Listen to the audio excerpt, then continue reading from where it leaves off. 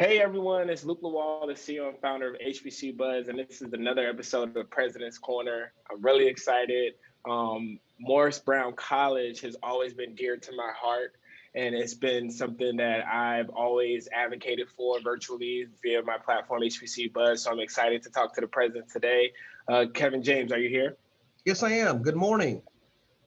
Awesome. How's it going today? How are you feeling? Oh, it's going great, going great. Thank you very much for having me today. Awesome. So tell me a little bit about you. How did you get in your role and where you from and just kind of like let the people know who you are. Sure. Well, my name is Kevin James. I am the 19th president of Morris Brown College, a historically black college located here in Atlanta, Georgia. This institution was founded in 1881 by former slaves. One of the the only institution in the entire state of Georgia that actually was founded by African Americans for African Americans.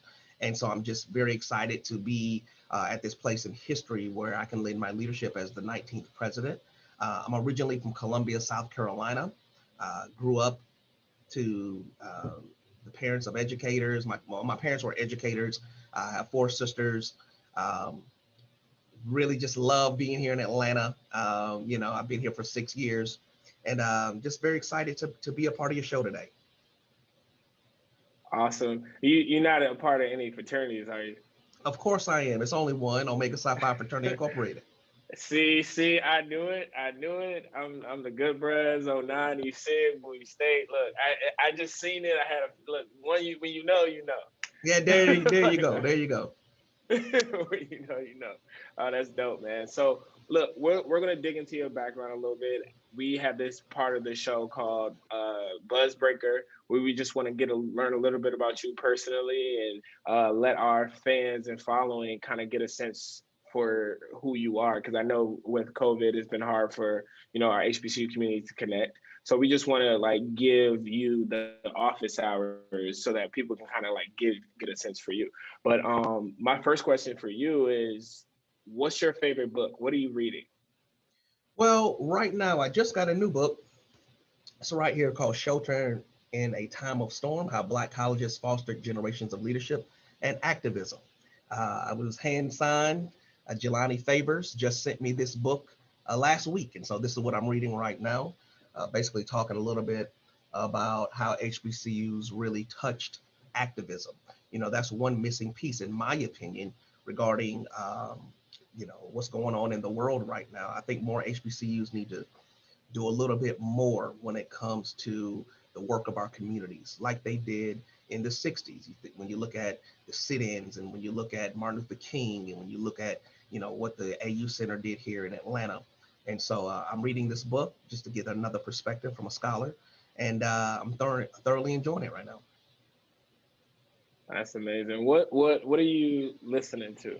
Who are some of your are you an R&B guy or a rap guy? What I'm songs more, what's on your playlist? right. I'm more of an R&B person. Right now, I'm listening. I got a few things going on, from gospel to R&B to some jazz to some rap. I like rap.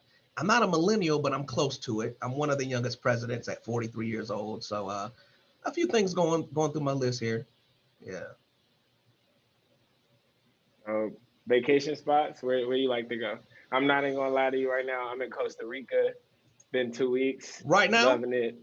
Don't plan on going home no time soon. I know. Coincidentally, this weekend I'll be in Las Vegas. I'm gonna take a few days, just kind of hang out a little bit, kind of wind down a little bit. You got to take some me time every now and then.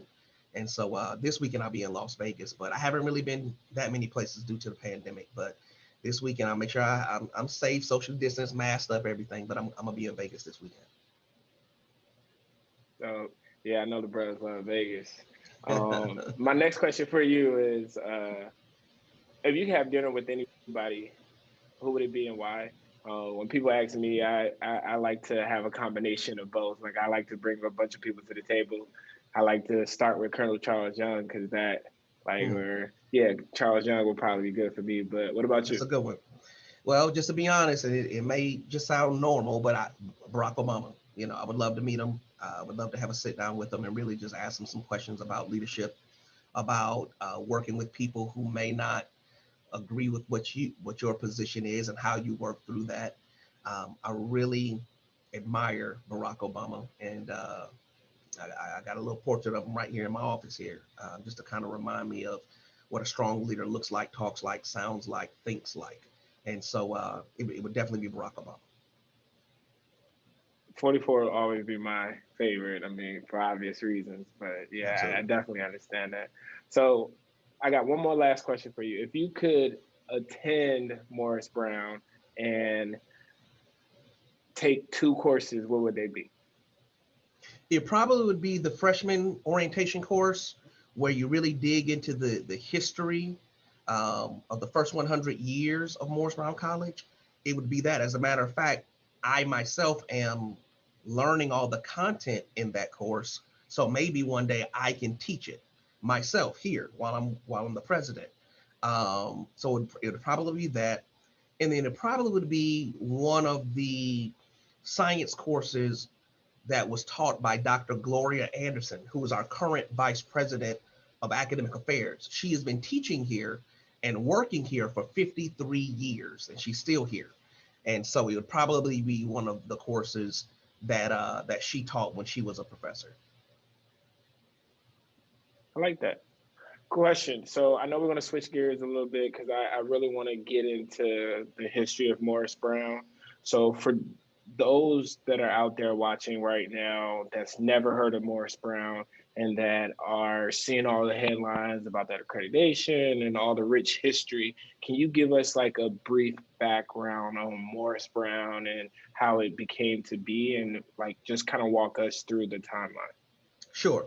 So in shortly after slavery, around 1880, the Board of Trustee members from Clark College, now known as Clark Atlanta University, they approached leaders of Big Bethel AME Church.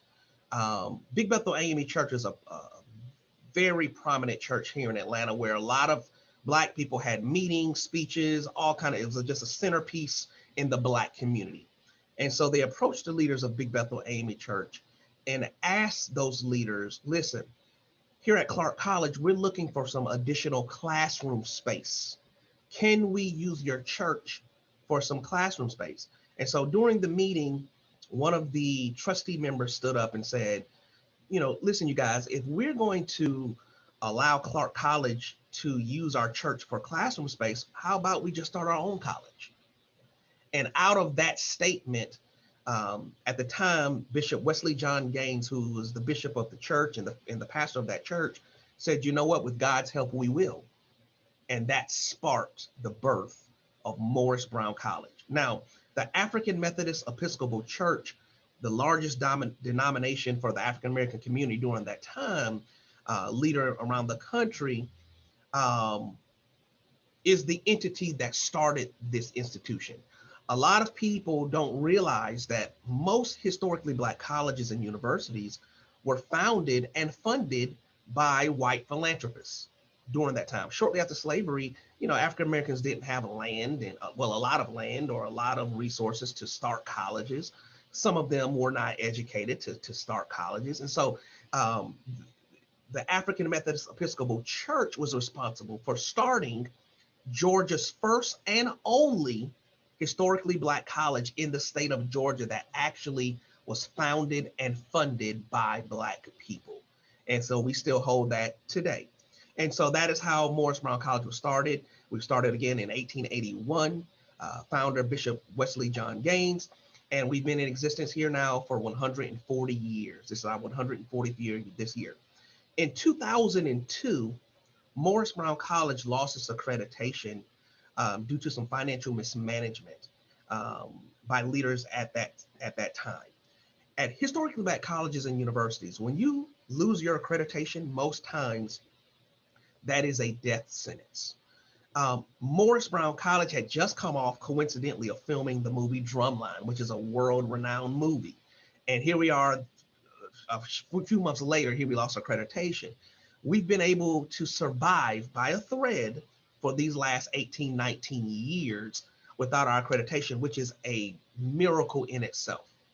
$9.5 million. Talk to Talk to me a little bit about the process of accreditation, because a lot of times people get confused what that actually means. So tell me what losing accreditation or gaining it, with how that affects the university. Sure, sure. Well, accreditation, in my viewpoint, is synonymous with the word quality. It basically is saying that the institution meets a certain set of standards and criteria as set forth by the United States Department of Education, which means that if you attend said institution, you're receiving a quality education. Therefore, if you're accredited, you have access to apply for federal financial aid student loans. Most folks, even folks who come from the middle class or upper middle class, need some kind of federal financial aid, right? And so when Morris Brown lost its accreditation in 2002, we lost access to those federal financial aid dollars. We went literally overnight from 2,700 students to 50 students overnight, because students had to have that federal financial aid to be able to pay for college. And so that is what happened to Morris Brown. We've been able to survive these 17, 18, 19 years without our accreditation. $9.5 million to the U.S. Department of Ed, $35 million bankruptcy, the loss of 36 acres of our 42 acres of land, $4.2 million to the AME Church, and wet rain, flood, fire. This institution has been through so much. However, we're still standing. And under this administration, we are going through what I call the hard reset, where we're working to restore the institution at this very moment. And so some very, very good news came out just a few months ago, where our accreditation application was approved by a new accreditation agency, the Transnational Association of Christian Colleges and Schools, and we're set to earn our candidacy in April of 2021. Can you talk to me a little bit about your role in gaining that accreditation? Oh man, it's a heavy, heavy lift. And a lot of folks say, are you crazy? Why in the world would you even attempt to do something like this? I'll never forget when I was sitting at my home and I saw my predecessor had retired, had resigned. And it took me all of 3 to 5 seconds to say, wow, I want to be the next president of Morris Brown College. And so I picked up the phone and I called. I said, how do I apply for this job? Well, I got the interview and I went to one of my mentors and I said, listen, I'm going to be interviewing to be the next president of Morris Brown College. What do you think about that? And she said to me, she said, Kevin, well, that's never been done before. And I said, well, what's never been done? She said, no HBCU has ever come back 20 years after losing its accreditation. Are you sure that this is something that you're interested in doing? And I said, yes, I am. And she said, well, if you're serious about it, I think that you can absolutely do it. And so over these past 2 years, we have hit the ground running with working to become accredited. The first thing that we had to do is really a three-tiered process. Uh, Accreditation, correcting our governance structure, and becoming financially stable. Under those three umbrellas is what we've had to do to restore this institution. And so the first decision was we changed accrediting agencies. We, went to another agency that we felt was a better fit for us at this time, which is called TRACS, the Transnational Association of Christian Colleges and Schools. We had to what I call right size the ship.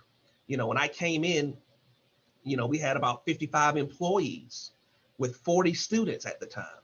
And so that didn't make a lot of sense to me. So we had to right size our ship, work to make sure that we had a good financial structure. I hired a new CFO, Ms. Shermanita Carter, who came in. She's an alum who helped us to get our finances in order. And we worked basically on getting our governance structure in place. New president, new members of the board, new CFO, new staff, so on and so forth. So we've just been working very, very hard over these last 2 years. We've been approved by the state of Georgia as a higher education institution, first time in 19 years, by the Georgia Non-Public Post-Secondary Education Commission. And just really just right sizing everything, going through our academic programs. We revised all our academic programs. We really just did what I call, this hashtag is called the hard reset. And we went back and just wiped everything clean and kind of started from the ground, and we worked our way back up. It's such a beautiful thing to see, man.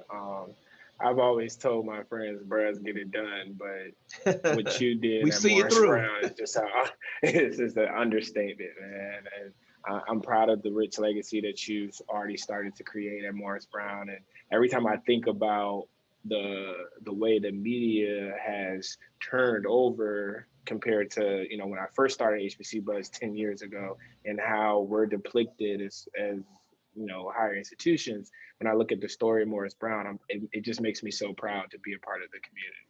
Well, thank It, you. it, it Thank you. definitely does. So tell me what you guys are working on today at Morris Brown. Like what's the next step after this process has been completed? Right. So we, again, like I mentioned, we submitted our accreditation application. It was approved in November of this past year. We were so excited about that. That was a big deal for us. And so they came here in January 5th through the 9th, I believe it was, and they did their on-site visit. So we've completed that on-site visit. We're prepping right now today for the vote. The vote is in April of 2021. And so we're getting prepared for that. I will be going to St. Louis to the annual meeting to answer any questions and to kind of go through that whole process regarding the accreditation candidacy. We're working to raise as much money as we can, and we're working to prepare for a return of students in August of this year. We have been online since March of 2020. Oh my God, by the time they come back, it'll be a year and a half since students have been away from this campus. And so we're preparing to make sure that when we get the candidacy in April and we apply for the federal financial aid and go on from there, that we're ready for the influx of students that are going to come back home to Morris Brown or come home to Morris Brown, and that we're ready for the influx and for the growth that's going to happen. I was telling my team the worst thing that could happen, the absolute worst thing that could happen, is that we literally come out of the grave and then have 1,000 students come to Morris Brown and we're not ready for them, right? And then folks say, "Oh man, they weren't ready. I knew I shouldn't have given them a chance." And we're not. We're going to absolutely be ready. So in every component of what that looks like, the marketing, the enrollment strategy, the growth, where students are going to live, where students are going to eat, where students are going to be educated, how are they going to be educated? Will we have online? Will we have in person? Will we have both? Where will students live? All of those things, we're working on them right now. And so we're preparing again for the resurrection in August of this year. I love that word, resurrection. Absolutely. I like that. So tell me a little bit about the actual campus culture and what makes Morris Brown Morris Brown. I think what makes Morris Brown is the family structure. I've attended HBCUs. I was at South Carolina State. I've been to Albany State. I've worked in HBCUs. I'm an HBCU person, but I've never seen, and I say this gently here, I've never seen a family like the family at Morris Brown. And especially going through 20 years of trauma, so to speak, of the institution being closed, holding on by a thread, rain, fire, bankruptcy, quote unquote, the underdog. And so the overarching culture, in my viewpoint, of Morris Brown is one of family, one of perseverance, one of resilience, and one of um, fighting through a storm. And so that is the culture here. We want to make sure that we continue that culture of family here. What makes us very unique, again, is the fact that we're one of the only institutions that has been through this. We'll be the first to come out of something like this, and will be a story for others to follow. I've already received phone calls from other institutions that have said, "Oh my God," other closed HBCUs that have said, "Oh my God, we're watching your story. We're now going to try to come back." And folks are trying to put their boards together and put their leadership together so they can try to resurrect as well. Because if Morris Brown can do it, you guys can definitely do it as well. So I would say overarching, the word is family. That's a beautiful message. I haven't even thought about that. Like seeing your story is going to give everybody the energy and the strategic approach to get back the doors open. And, when I think about you guys going back on campus in August, do you guys have a COVID plan as far as the vaccine? How do you feel about the vaccine? Yeah, so we do have a plan, and I will say this: the AU Center, all the schools came together and jointly put together a plan. Is the plan is actually listed on the AU Center website, and so we're not technically in the AU Center, but we're a part of the AU Center, and so we're going to adhere to the policies that were created jointly by the six schools right here in the AU Center, and so we do have a plan. My personal feelings on the vaccine, I will be taking the vaccine. I know that it was put out quickly. A lot of people have their opinions about how fast the vaccine came about. Millions and millions and millions of people have already taken it. So by the time it's available for me, I'm 43 years old. By the time it's available to me, many, many more millions will have taken it. And so we'll have the data and have everything. We have data to show the effectiveness of it so far. I am going to lead by taking the vaccine myself when it's available. So, I understand some people being hesitant about taking it. And I would say to each his own. You can't make folks do what they don't want to do. However, I do believe that a lot of organizations may have policies and protocols in place where if you want to work at this institution or this organization or attend this organization, that the vaccine might um, be highly suggested. I will say, I'm not going to say mandated, but highly suggested. And so just to kind of to answer your question, I will be taking the vaccine myself. Okay, that's perfect. I mean, I personally plan on taking it next month. I'm trying to see if I can, do my part, make sure everyone around me is safe. And I think that's just the next step in this whole entire process. And I want to switch gears a little bit and talk about the new programs at Morris Brown. And I want you to tell me, as far as like, imagine if I was a high school student getting ready to graduate in Atlanta and I come across Morris Brown and I'm looking to go to HBCU. Now, I do know that in our community, there's a lot of tree fall in the woods as far as like the rich history amongst our HBCU. So I'm curious of what you tell a senior getting ready to graduate from high school that's considering attending Morris Brown in the fall. Well, the first thing I would say is look at where Morris Brown has come from. We would love for you to be a part of history. This is historic. Anyone that starts this year will be a part of the restoration class of Morris Brown College. So that's the first thing, the historic work. Look at who our professors are. We're going to make it very clear that our professors are some of the top experts, academic folk, professional scholars in the world. So we want to make sure that we have phenomenal folks teaching the courses. Look at the campus culture. We want to have a great campus culture here. And then also look at our academic programs. One thing that we were able to do through this hard reset was we were able to go in and basically rewrite every last one of our programs for our accreditation application.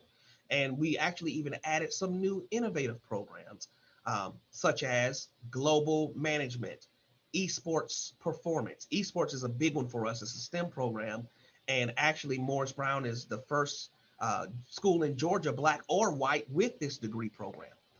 So that is going to be a big for us. Our hospitality management program, we just brought that program back. And there will be an announcement very soon about Morris Brown. We're building our own hotel right here on a campus for students to be able to come and get the hands-on experience in our own hotel. So, be a part of history, be a part of the resurrecting class, be a part of a family. Come and see our strong rewritten academic programs, look at who our faculty are. And then one last thing I would like to say is, during this pandemic, a lot of folks have a lot of financial strain. Look at our tuition. Strategically, I wanted the board to approve a tuition that was affordable. And so right now, Morris Brown will be one of the most affordable institutions in the state of Georgia. We're a private institution, and our tuition is even cheaper than that of a public institution, i.e. Georgia State University, at $42.50 a semester, $8,500 a year. And when you look at some of the other institutions in the area, you know, their tuition is double, triple that, right? So during this pandemic, you can also get some financial relief by attending an institution that is affordable. So these are just some of the things that I would tell a high school senior right now regarding the value of Morris Brown, and you know, come and get a quality education at Georgia's first and only HBCU founded by African Americans. So, one, I want to come study at Morris Brown. Come on, um, we would love to have um, you. when I hear about your esports program or even a hotel you guys are building on campus, can you own in on that a little bit? Tell me why you think that's important for the new generation coming in, and how that's going to open their experience is going to open up to a degree in hospitality. Sure. I was walking around this campus and I was talking to God. I said, God, okay, how are we going to do this? And my mind, being a business person, said, man, we got to bring some kind of sustainable revenue to this institution. We have to start some kind of business. We have to do something. And something said to me, use what you got. What does that mean? Use what you got. And I looked over right here across the street, directly across the street from Morris Brown is Mercedes-Benz Stadium, the brand new $1.9 billion stadium. We're in downtown Atlanta. And so Morris Brown has three things that many other schools don't have: location, location, location. And so I said to myself, wow, we're going to build a hotel. We're going to bring back our hospitality and management program. This will be sustainable revenue for the institution moving forward. And our students will work the hotel, hands-on learning. We're going to become one of the top institutions. My goal is the top institution in the United States of America for Black and Brown people to learn how to own, operate, manage, direct in hospitality and restaurant management. And so we took it to the board approved it, and we're going to be making the announcement very soon regarding the building of our hotel. And so I thought it was very important from a practical education standpoint, but then also from a sustainable revenue standpoint. I'm tired of begging people, give me $5, give me $10, give me $100. No, we're going to continue to raise money the traditional way through alumni, but we want to do for ourselves and bring something that will be sustainable for 50 years, 99 years, 200 years, so on and so forth. So that's where the idea came from. But at the end of the day, it's really about bringing sustainable revenue to the institution where students can have that hands-on learning. And not to mention the hotel chain that we're working with, a direct pipeline for employment after graduation. So it's a very big, very big deal for us. First of all, that makes my next question so much easier. It's my last question for you. I don't want to take up too much of your time, but I really want to talk about your legacy. I want to talk about, when people think of Morris Brown College and they think about Kevin James, I want you to let me know and our fans know what exactly you want them to remember you for. I guess my legacy will be that just coincidentally, the way it happened was the 19th president of Morris Brown College was the president that led the institution to its restoration, earning its accreditation back, bringing students back to the institution, having phenomenal academic programs, growing to be one of the largest HBCUs in the state of Georgia. I guess my to kind of sum it all up is the restorer, and it's not me, it is my entire team. I just so happen to be in the president's seat driving the bus, and so I'm thinking that probably will be my legacy. That's beautiful, man. I enjoyed our time today. Thank you for You've having been me. amazing.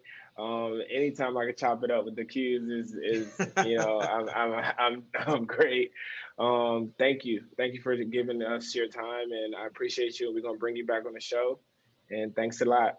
Excellent. Thank you so much. Anybody wants to check us out, please visit our website, morrisbrown.edu. Also, if anyone wants to give, please click on that give button, morrisbrown.edu.